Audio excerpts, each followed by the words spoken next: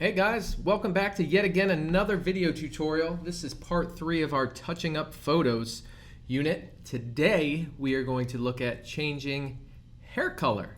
So what we need to do is in our layers panel, we'll go ahead and create a new layer. We'll just leave it called layer 1. For the blending options, let's choose soft light, and then let's grab our brush tool and then a different color than the actual hair. And then, of course, let's just go ahead and you're gonna try and just like highlight the hair. It doesn't have to be perfect. I'm not gonna spend a lot of time making it perfect in this tutorial because obviously that's what it is, not a project, it's an actual tutorial.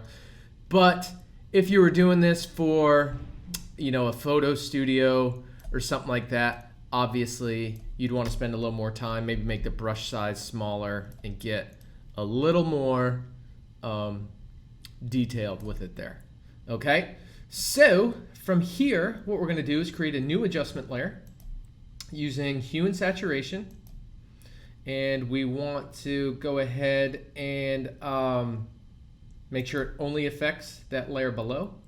Let's colorize a bit, and then we can kind of go and choose the color we want. All right, and maybe not make it look too outrageous, but just enough that it might very well be a little believable.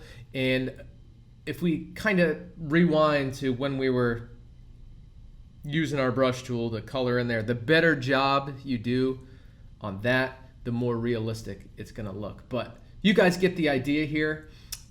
Maybe I can even kick down the opacity a little bit, all right, to make it look semi-realistic that someone here might actually have that shade of purple hair. So I hope you guys enjoyed this video tutorial.